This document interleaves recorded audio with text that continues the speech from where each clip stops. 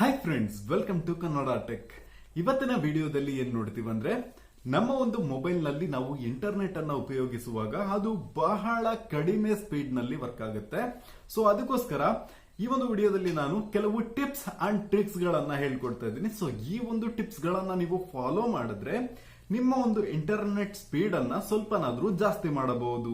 So ಅದಕ್ಕಿಂತ ಮೊದಲು ನೀವಿನ್ನೂ ಕನ್ನಡ ಟೆಕ್ ಚಾನಲ್ಗೆ ಸಬ್ಸ್ಕ್ರೈಬ್ ಮಾಡ್ಕೊಂಡಿಲ್ಲ ಅಂದ್ರೆ ಸಬ್ಸ್ಕ್ರೈಬ್ ಮಾಡ್ಕೊಂಡು ಪಕ್ಕದಲ್ಲಿರುವ ಬೆಲ್ ಬಟನ್ ಅನ್ನ ಕ್ಲಿಕ್ ಮಾಡಿ. ಸೊ ಇವತ್ತಿನ ಫಸ್ಟ್ ಟಿಪ್ ಏನಂತ ನೋಡಿದ್ರೆ, ಫಸ್ಟ್ ಯಾವಾಗ್ಲೂ ಎಲ್ಲರೂ ನೆಟ್ ಅನ್ನ ಆನ್ ನಲ್ಲಿ ಇಟ್ಟಿರ್ತಾರೆ. ನೀವು ನೆಟ್ ಸ್ಪೀಡ್ ಕಡಿಮೆ ಆದಾಗ ನಿಮ್ಮ ಒಂದು ನೆಟ್ ಅನ್ನ ಆನ್ ಮಾಡಿ ಆಫ್ ಮಾಡಿ ನೋಡಿ, ನಿಮ್ಮ ಒಂದು ಇಂಟರ್ನೆಟ್ ಸ್ಪೀಡ್ ಜಾಸ್ತಿ ಆಗ್ತಿದೆಯೋ ಇಲ್ಲ ಅಂತ ಗೊತ್ತಾಗುತ್ತೆ. ಯಾಕಂದ್ರೆ ಈ ಒಂದು ಡೇಟಾನ ಆಫ್ ಮಾಡಿ ಆನ್ ಮಾಡೋದ್ರಿಂದ ನಿಮ್ಮ ಒಂದು ನೆಟ್ವರ್ಕ್ ಕನೆಕ್ಟಿವಿಟಿ ಏನಿದೆ ಇಂಟರ್ನೆಟ್ ಇಂದು ಅದೊಂದ್ಸಲಿ ರೀಬೂಟ್ ಆಗುತ್ತೆ, ರೀಸೆಟ್ ಆಗುತ್ತೆ. ಸೊ ಅದರಿಂದ ಇಂಟರ್ನೆಟ್ ಸ್ಪೀಡ್ ಜಾಸ್ತಿ ಆಗಬಹುದು. ಓಕೆನಾ. ನೆಕ್ಸ್ಟ್ ಟಿಪ್ ಯಾವ್ದು ಅಂತ ನೋಡಿದ್ರೆ, ಸೇಮ್ ಇದೇ ರೀತಿ ನೀವು ನಿಮ್ಮ ಒಂದು ಮೊಬೈಲ್ ನಲ್ಲಿ ಫ್ಲೈಟ್ ಮೋಡ್ ಅನ್ನ ಆನ್ ಮಾಡಿ ಆಫ್ ಮಾಡಿ ನೋಡಿ. ಓಕೆನಾ. ಸೊ ಇದರಿಂದಾನು ನಿಮ್ಮ ಒಂದು ಡೇಟಾ ಸ್ಪೀಡ್ ಜಾಸ್ತಿ ಆಗಬಹುದು. ಬಿಕಾಸ್ ಈ ಒಂದು ನೆಟ್ವರ್ಕ್ ಕನೆಕ್ಟಿವಿಟಿ ಏನಿದೆ ಅದು ಕೂಡ ಒಂದ್ಸಲಿ ರೀಬೂಟ್ ಆಗುತ್ತೆ, ರೀಸೆಟ್ ಆಗುತ್ತೆ. ಸೊ ಅದಕ್ಕೋಸ್ಕರ ನೀವು ಈ ಒಂದು ಫ್ಲೈಟ್ ಮೋಡ್ ಅನ್ನ ಆನ್ ಮಾಡಿ ಆಫ್ ಮಾಡಿ ನೋಡಿ. ಫ್ಲೈಟ್ ಮೋಡ್ ಇಟ್ಟು ತೆಗೆದು ನೋಡಿ, ನಿಮ್ಮ ಒಂದು ಇಂಟರ್ನೆಟ್ ಸ್ಪೀಡ್ ಜಾಸ್ತಿ ಆಗ್ತಿದೆಯೋ ಇಲ್ಲೋ ಅಂತ ನಿಮಗೆ ಗೊತ್ತಾಗುತ್ತೆ. ನೆಕ್ಸ್ಟ್, ನಿಮ್ಮ ಒಂದು ಮೊಬೈಲ್ ನ ಸೆಟ್ಟಿಂಗ್ ನಲ್ಲಿ ಮೊಬೈಲ್ ನೆಟ್ವರ್ಕ್ಸ್ ಅಂತ ಇರುತ್ತೆ. ಅದನ್ನ ಕ್ಲಿಕ್ ಮಾಡಿದ್ರೆ ಅಲ್ಲಿ APN ಸೆಟ್ಟಿಂಗ್ಸ್ ಅಂತ ಇರುತ್ತೆ.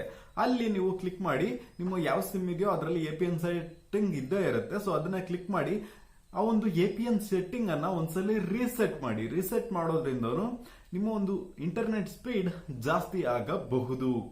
ಸೊ ಏನಪ್ಪಾ ಅಂತ ನೋಡಿದ್ರೆ, ಕೆಲವು ಜನ ಏರ್ಟೆಲ್ ಸಿಮ್ ಯೂಸ್ ಮಾಡ್ತಾ ಇರ್ತಾರೆ, ಕೆಲವು ಜನ ಜಿಯೋ ಸಿಮ್ ಅನ್ನ ಯೂಸ್ ಮಾಡ್ತಿರ್ತಾರೆ. ಸೊ ಎರಡು ನೆಟ್ವರ್ಕ್ ಬೇರೆ ಬೇರೆ, ಆದರೆ ಕೆಲವು ನೆಟ್ವರ್ಕ್ ಗಳನ್ನ ಯೂಸ್ ಮಾಡುವವರ ಸಂಖ್ಯೆ ಜಾಸ್ತಿ. ಯಾಕಂದ್ರೆ ನಾನು ಫಾರ್ ಎಕ್ಸಾಂಪಲ್ ಜಿಯೋನ ತಗೊಳ್ಳಿ, ಜಿಯೋನಲ್ಲಿ ಈಗ ಕಡಿಮೆ ಬೆಲೆಯಲ್ಲಿ ಜಾಸ್ತಿ ಇಂಟರ್ನೆಟ್ ಕೊಡ್ತಿದಾರೆ ಅಂತ ಜಾಸ್ತಿ ಜನ ಯೂಸ್ ಮಾಡ್ತಿರ್ತಾರೆ. ಅವಾಗ ಒಂದು ನೆಟ್ವರ್ಕ್ ನ ಬ್ಯಾಂಡ್ ವಿತ್ ಸ್ಪೀಡ್ ಕೂಡ ಕಡಿಮೆ ಆಗುತ್ತೆ. ಸೊ ಒಂದು 10 ಜನ ಯೂಸ್ ಮಾಡುವ ಇಂಟರ್ನೆಟ್ ನ 100 ಜನ ಯೂಸ್ ಮಾಡಿದ್ರೆ ಅದು ಸ್ಪೀಡ್ ಖಂಡಿತವಾಗ್ಲೂ ಕಡಿಮೆ ಆಗೇ ಆಗುತ್ತೆ. ಅದು ನೆಟ್ವರ್ಕ್ ಅಂದ್ರೆ ಆ ಒಂದು ಟವರ್ ನಲ್ಲಿ ಪ್ರಾಬ್ಲಮ್. ಸೊ ಸ್ಪೀಡ್ ಕಡಿಮೆ ಕೊಡ್ತಿದ್ದಾರೆ. ಸೊ ಈ ರೀತಿ ಇದ್ದಾಗ ನಮ್ಮ ಒಂದು ಮೊಬೈಲ್ ನಲ್ಲಿ ಏನೇ ಮಾಡಿದ್ರು ಸ್ಪೀಡ್ ಜಾಸ್ತಿ ಆಗಲ್ಲ. ಇದಕ್ಕೆ ಬೇರೆ ಟಿಪ್ ಏನಂದ್ರೆ, ನೀವು ನಿಮ್ಮ ಒಂದು ಮೊಬೈಲ್ಗೆ ಸೂಟ್ ಆಗೋ ತರ ಬೇರೆ ಒಂದು ಸಿಮ್ ಅನ್ನ ಟ್ರೈ ಮಾಡಬೇಕಾಗುತ್ತೆ. 4G ಕನೆಕ್ಟಿವಿಟಿ ಇರೋದು. ನೀವು ನಿಮ್ಮ ಒಂದು ಫ್ರೆಂಡ್ ನ ಮೊಬೈಲ್ ಗಳನ್ನ ಇಸ್ಕೊಂಡು ನಿಮ್ಮ ಒಂದು ಏರಿಯಾದಲ್ಲಿ ಅಥವಾ ನಿಮ್ಮ ಒಂದು ಜಾಗದಲ್ಲಿ ಮನೆಯಲ್ಲಿ ನೀವು ಟ್ರೈ ಮಾಡಿ ನೋಡಿ. ಅವರ ಒಂದು ನೆಟ್ವರ್ಕ್ ಸ್ಪೀಡ್, ಡೇಟಾ ಸ್ಪೀಡ್ ಜಾಸ್ತಿ ಇದೆಯೋ ಇಲ್ಲೋ ಅಂತ ನಿಮಗೆ ಗೊತ್ತಾಗುತ್ತೆ. ಸೊ ಇಫ್ ಆ ಒಂದು ನೆಟ್ವರ್ಕ್ ನ ಸ್ಪೀಡ್ ಜಾಸ್ತಿ ಆದ್ರೆ ನಿಮ್ಮ ಒಂದು ಎಕ್ಸಿಸ್ಟಿಂಗ್ ಸಿಮ್ ಪ್ರೊವೈಡರ್ ಇಂದ, ನೆಟ್ವರ್ಕ್ ಪ್ರೊವೈಡರ್ ಇಂದ ಇದಕ್ಕೆ ನೀವು ಪೋರ್ಟ್ ಆಗಬಹುದು. ಮತ್ತೆ ನಿಮ್ಮ ಒಂದು ಇಂಟರ್ನೆಟ್ ಸ್ಪೀಡ್ ಅನ್ನ ನೀವು ಜಾಸ್ತಿ ಮಾಡ್ಕೊಬಹುದು. ನೆಕ್ಸ್ಟ್ ಟಿಪ್ ಯಾವ್ದಪ್ಪ ಅಂತ ನೋಡಿದ್ರೆ, ನೀವು ನಿಮ್ಮ ಒಂದು ಮೊಬೈಲ್ ನಲ್ಲಿ ಹಲವಾರು ಅಪ್ಲಿಕೇಶನ್ ಗಳನ್ನ ಇನ್ಸ್ಟಾಲ್ ಮಾಡಿರ್ತೀರಾ. ಆ ಎಲ್ಲ ಅಪ್ಲಿಕೇಶನ್ ಗಳು ಬ್ಯಾಕ್ ಗ್ರೌಂಡ್ ನಲ್ಲಿ ರನ್ ಆಗ್ತಾ ಇರುತ್ತೆ. For example Facebook, WhatsApp and Google photos, ಇನ್ನಿತರ ಎಕ್ಸ್ಟ್ರಾ ಅಪ್ಲಿಕೇಶನ್ ಗಳು ಬ್ಯಾಕ್ ಗ್ರೌಂಡ್ ನಲ್ಲಿ ರನ್ ಆಗ್ತಾ ಇರುತ್ತೆ. ಡೇಟಾಗಳನ್ನ ತನ್ನ ಒಂದು ನೆಟ್ವರ್ಕ್ ಗೆ ಅಪ್ಲೋಡ್ ಮಾಡ್ತಾ ಇರುತ್ತೆ ಸರ್ವರ್ ಗಳಿಗೆ.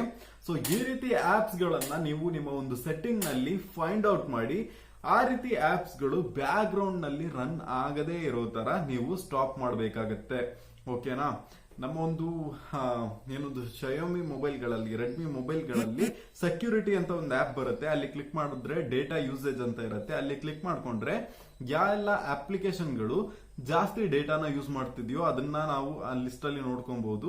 ನಮಗೆ ಗೊತ್ತಿಲ್ಲದೆ ಆಪ್ಸ್ ಗಳು ಯಾವ್ದೆಲ್ಲ ಬ್ಯಾಕ್ ಗ್ರೌಂಡ್ ಅಲ್ಲಿ ಜಾಸ್ತಿ ಯೂಸ್ ಮಾಡ್ಕೊಂತಿದ್ಯೋ ಆ ಅಪ್ಲಿಕೇಶನ್ ಮೇಲೆ ಕ್ಲಿಕ್ ಮಾಡ್ಕೊಂಡು ನಾವು ಅದನ್ನ ಅನ್ಇನ್ಸ್ಟಾಲ್ ಮಾಡಬಹುದು. ಓಕೆನಾ. ಸೊ ನೆಕ್ಸ್ಟ್ ಟಿಪ್ ಏನಂದ್ರೆ, ಎಲ್ಲಾ ಮೊಬೈಲ್ಗಳಲ್ಲೂ ಆ ಒಂದು ಮೊಬೈಲ್ ನ ಸೆಟ್ಟಿಂಗ್ ನಲ್ಲಿ ಡೇಟಾ ಯೂಸೇಜ್ ಅಂತ ಒಂದು ಸೆಟ್ಟಿಂಗ್ ಇರುತ್ತೆ. ಮೊಬೈಲ್ ನೆಟ್ವರ್ಕ್ಸ್ ಅಲ್ಲಿ ಇರಬಹುದು ಅಥವಾ ಮೋರ್ ಸೆಟ್ಟಿಂಗ್ ನಲ್ಲಿ ಇರಬಹುದು. ಆ ಒಂದು ಡೇಟಾ ಯೂಸೇಜ್ ಮೇಲೆ ಕ್ಲಿಕ್ ಮಾಡಿದ್ರೆ ಯಾವುದೆಲ್ಲ ಅಪ್ಲಿಕೇಶನ್ಗಳು ನಿಮಗೆ ಗೊತ್ತಿಲ್ಲದೇ ಜಾಸ್ತಿ ಡೇಟಾನ ಯೂಸ್ ಮಾಡ್ತಿದ್ಯೋ ಆ ಎಲ್ಲ ಲಿಸ್ಟ್ ಇರುತ್ತೆ. ಅದರಲ್ಲಿ ನಿಮಗೆ ಬೇಡದಿರುವ ಅಪ್ಲಿಕೇಶನ್ ಗಳ ಮೇಲೆ ಕ್ಲಿಕ್ ಮಾಡಿಬಿಟ್ಟು ಫಸ್ಟ್ ಆ ಎಲ್ಲ ಅಪ್ಲಿಕೇಶನ್ ಗಳನ್ನ ನೀವು ಅನ್ಇನ್ಸ್ಟಾಲ್ ಮಾಡಬೇಕಾಗತ್ತೆ. ಓಕೆನಾ. ಇಲ್ಲಾಂದ್ರೆ ಬ್ಯಾಕ್ ಗ್ರೌಂಡ್ ಡೇಟಾ ಆಕ್ಟಿವಿಟಿಯನ್ನ ಸ್ಟಾಪ್ ಮಾಡಿರ್ಬೋದು. ಶಯೋಮಿ ಮೊಬೈಲ್ ಗಳಲ್ಲಿ ಆ ರೀತಿ ಆಪ್ಷನ್ಸ್ ಅನ್ನ ಕೊಡ್ತಿದ್ದಾರೆ, ಮತ್ತೆ ರಿಯಲ್ಮಿ ಮೊಬೈಲ್ ಗಳಲ್ಲೂ ಆ ರೀತಿ ಆಪ್ಷನ್ಸ್ ಗಳು ಇದಾವೆ. ಓಕೆ. ಸೊ ಈ ರೀತಿ ಮಾಡೋದ್ರಿಂದನೂ ನಿಮ್ಮ ಒಂದು ಮೊಬೈಲ್ ನ ಇಂಟರ್ನೆಟ್ ಸ್ಪೀಡ್ ಅನ್ನ ನೀವು ಜಾಸ್ತಿ ಮಾಡಬಹುದು. ಇದನ್ನೆಲ್ಲ ಬಿಟ್ಟು ಇನ್ನೊಂದು ಮೇನ್ ಇಂಪಾರ್ಟೆಂಟ್ ಯಾವ್ದಪ್ಪ ಅಂತ ನೋಡಿದ್ರೆ, ನಿಮ್ಮ ಒಂದು ಮೊಬೈಲ್ನ ಕನಿಷ್ಠ ಡೈಲಿ ಎದ್ದ ಕೂಡಲೇ ಒಂದ್ಸಲಿ ನೀವು ರಿಬೂಟ್ ಮಾಡಿ. ರಿಬೂಟ್ ಮಾಡೋದ್ರಿಂದ ಅದರಲ್ಲಿರುವ ಕ್ಯಾಶಿ ಜಂಕ್ ಫೈಲ್ಸ್ಗಳು ಕ್ಲೀನ್ ಆಗುತ್ತೆ, ಮತ್ತೆ ಇಂಟರ್ನೆಟ್ ಕೂಡ ನಿಮ್ಮ ಒಂದು ಮೊಬೈಲ್ ನೆಟ್ವರ್ಕ್ ಕೂಡ ಒಂದ್ಸಲಿ ರಿಬೂಟ್ ಆಗಿ ರೀಕನೆಕ್ಟ್ ಆಗುತ್ತೆ, ಒಂದು ಫ್ರೆಶ್ ಆಗಿ ಇಂಟರ್ನೆಟ್ ಸ್ಪೀಡ್ ಸ್ಟಾರ್ಟ್ ಆಗುತ್ತೆ. ಸೊ ಈ ರೀತಿ ಟ್ರೈ ಮಾಡಿ ನೋಡಿ, ನಿಮ್ಮ ಒಂದು ಇಂಟರ್ನೆಟ್ ನ ಸ್ಪೀಡ್ ಜಾಸ್ತಿ ಆಗುತ್ತೋ ಇಲ್ಲೋ ಅಂತ ನೀವು ಕಂಡುಹಿಡ್ಕೊಬಹುದು. ಮತ್ತೆ ಯೂಟ್ಯೂಬ್ ನಲ್ಲಿ ಮತ್ತೆ ಗೂಗಲ್ ನಲ್ಲಿ ಈ ರೀತಿ ಇಂಟರ್ನೆಟ್ ಸ್ಪೀಡ್ ಅನ್ನ ಜಾಸ್ತಿ ಮಾಡ್ಲಿಕ್ಕೆ ಟಿಪ್ಸ್ ಇದೆ, ಟ್ರಿಕ್ಸ್ ಇದೆ ಅಂತ ಸುಮಾರು ಟ್ರಿಕ್ಸ್ ಎಲ್ಲ ಹೇಳ್ಕೊಡ್ತಾರೆ. ಖಂಡಿತವಾಗ್ಲೂ ಅದ್ಯಾವುದು ವರ್ಕ್ ಆಗಲ್ಲ. ಈಗ ನಾನ್ ಹೇಳಿದ್ದು ಕೂಡ ಒಂದು 50% ಅಷ್ಟು ವರ್ಕ್ ಆಗ್ಬಹುದು, ಕೆಲವೊಂದು ವರ್ಕ್ ಆಗದೇನೆ ಇರಬಹುದು. ಓಕೆ, ಈ ಒಂದು ವಿಡಿಯೋ ನಿಮ್ಗೆ ಇಷ್ಟ ಆಗಿದ್ರೆ ಈಗಲೇ ಈ ವಿಡಿಯೋನ ಲೈಕ್ ಮಾಡಿ, ಹಾಗೆ ಈ ವಿಡಿಯೋನ ಎಲ್ರಿಗೂ ನೀವು ಶೇರ್ ಮಾಡಿ.